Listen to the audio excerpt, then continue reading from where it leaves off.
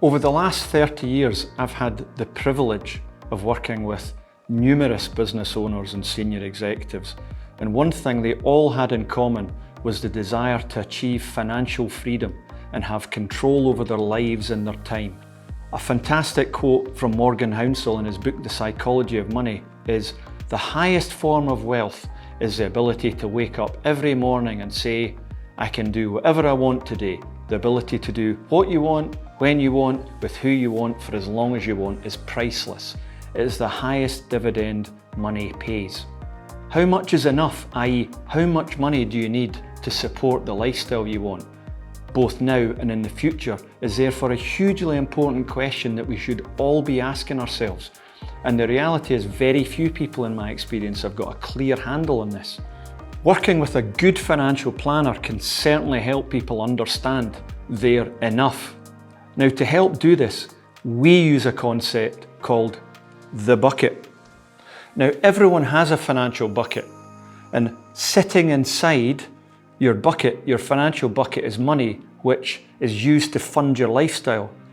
It might be ISAs, cash, building societies, national savings, shares, unit trusts. It's liquid money that can be accessed quickly. Now, the main asset most of us have that sits out with their bucket is their main residence. Now, it doesn't sit in their bucket for a number of reasons. First and foremost, it's a liquid. You can't remove a few bricks from your house and go and spend them at Tesco's and Sainsbury's. And also, for many people, as well as being an asset, your house is also your biggest liability, as often it has a mortgage attached to it, along with ongoing bills to pay. However, at some point in the future, you may choose to downsize to a smaller property, and money would thereafter flow into your bucket. Now, if you have a pension fund, it doesn't sit in your bucket either, for a number of reasons. Firstly, you can't currently get your hands on your pension until age 55, and this is changing under legislation to age 57, which for many people will be an issue. In addition, when you draw your pension, you're currently entitled to 25% of the pot as a tax-free lump sum. And you can do this either in one go or in a series of stages, which might be more tax efficient. However, any money that you draw in excess of the tax-free lump sum is added to your taxable income in the year of encashment and taxed at your marginal rate. Now, for both of these reasons, drawing money from your pension needs careful consideration as part of a wider plan and doesn't therefore sit inside your bucket. Now, many of our clients are successful, hard-working business owners who've taken risks and sacrificed a lot to make their businesses successful. Now, despite there being real value in their businesses, when it comes to planning, we normally don't include them in the bucket until they're sold or until a sale is more certain. Now, the last assets that many of our clients have that don't sit inside their buckets are other properties they might have accrued over the years. They might be commercial properties, perhaps a holiday home abroad, maybe a buy-to-let. Now, they don't sit in your bucket for the same reasons as your main residence, i.e. they are liquid assets and can take potentially months to sell. The good news is, though, that these assets normally produce an income which flows into your bucket. Now, the good news is income will flow into your bucket over time, and this is made up predominantly through salary and dividends and bonuses. And at some point in the future, this may change or reduce to be replaced by future income, which could be state pension, it could be an old final salary pension, it could be an annuity, it might even be an inheritance. So pulling all of this together, we've got money in the bucket that we can get our hands on quickly. We've got assets out with the bucket, such as our main residence. At some point we might downsize. We've got a pension pot that we might take tax-free cash from or draw an income from. We've got a business that we might sell further down the line. And we have properties which potentially provide income into our buckets and that we could also sell if we needed to. But until you do, they don't sit inside your bucket. Now, this is all helping build a picture of your current position and how it might evolve over time. However, we have these things called TAPs on your bucket, which is basically the cost of your lifestyle. So here we have our first tap, which is providing you with your current lifestyle. It's the cost of running your nice cars, putting the kids through private school, fantastic holidays each year, paying the mortgage, etc. And of course, it's super important that we have a great life now and not at some imaginary point further down the line, because life, as we all know, is not a rehearsal.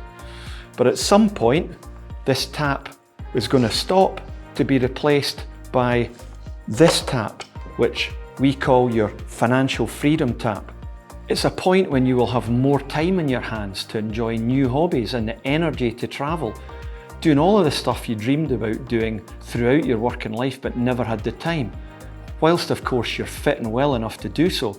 Sadly, one day this tap will have to be turned off to be replaced by the last tap, which, slightly tongue-in-cheek, we call the too old to enjoy yourself tap.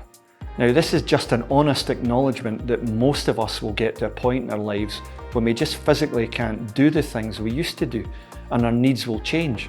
And this is of course why we need to live our best lives now whilst we're fit and able to. At this stage of our lives, most people are more interested in comfort and security than travelling, with the knowledge that the NHS is nearby should they need it. When clients hit this stage, they're frequently spending much less than they used to, and so we try to account for this in the planning, albeit, of course, long-term care is something that can have a huge impact on a client's resources too. Well, actually, there are another couple of taps I just want to draw your attention to, which are big one-offs, which would be capital events such as large gifts, weddings, buying a boat or a large motorhome, which would have a serious impact on your bucket. And this little tap here, which is silently draining away, which is to account for the effects of tax and charges on your investments, interest repayments on any loans you may have, and perhaps the biggest hidden eroder of wealth of them all, inflation. So to sum up so far, you've got money in your bucket and you've got assets out with your bucket. You've got current income, you've got future income, and you've got different stages of expenditure in your life. So our job as financial planners is to help our clients understand the interaction of all of this so that they can see what's going to happen to their buckets. And from experience, we know one of two things is going to happen to a client's bucket. Is either going to run out, which is not good, it means you might need to turn down the taps, or in a severe case, turn the taps off, which is awful, having spent the last 30 to 40 years working. Or what we say, perhaps slightly controversially, is even worse, is it's going to fill up and overflow. And an obvious question that clients ask is, why is it worse to have too much money in your bucket? Well, for two main reasons. The first one's tax. You've paid corporation tax on your business profits throughout the life of the business. You've paid income tax on all of the earnings you've ever received. You've paid stamp duty every time you changed house. You paid capital gains tax on the sale of your business, fuel tax, booze tax, tax. So to die here with too much money in your bucket and potentially pay 40% in inheritance tax doesn't sit comfortably for many of our clients, as they feel this is tax on tax and that they've paid enough tax already. And with good planning, this can normally be mitigated or significantly minimised.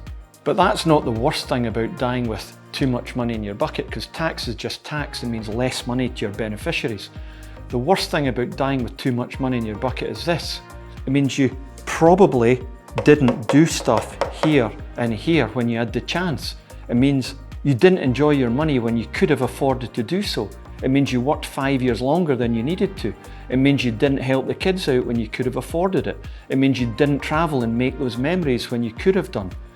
You didn't pursue those hobbies that you potentially wanted to.